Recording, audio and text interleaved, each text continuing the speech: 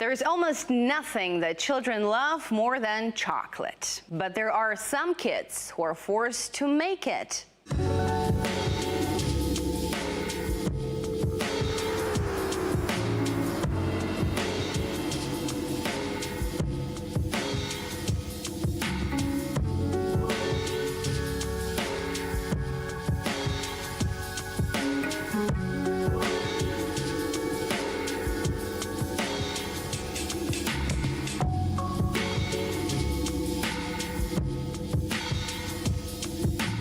And perhaps the saddest part of this report is that, well, this isn't news. 18 years ago, the largest consumer of chocolate, the U.S., introduced a bill that promised to prohibit and eradicate the worst forms of child labor in the industry. All 8 major chocolate companies signed up.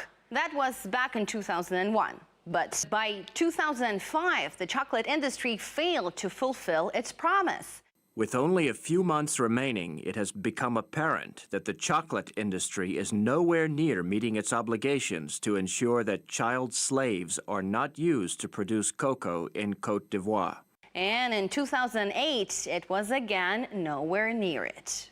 The original intent of the protocol has not been achieved, and consumers today have no more assurance than they did 8 years ago that trafficked or exploited child labor was not used in the production of their chocolate. By 2014, you might think the issue would finally be solved. Well, yet the author of the original 2001 bill had this to say. Think about your Hershey bars, the chocolates you eat, the cocoa that you make, chocolate that goes into cakes, whatever it is. 60% of all of that we consume in America come from 2 countries, the Ivory Coast and Ghana. How many people know that they got that through abusive child labor?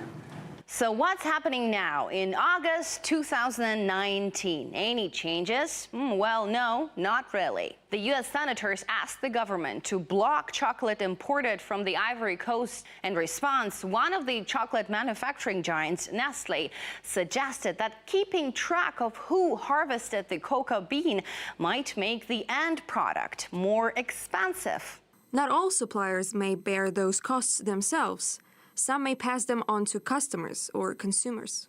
Well, this logic of using child and sometimes forced labor to cut costs has not convinced everyone. A class action lawsuit was filed against Nestle and another one against Hershey. But the chocolate market continues to boom worldwide. And perhaps one sad reality is many of the children involved in the industry won't ever even taste the very product they help produce.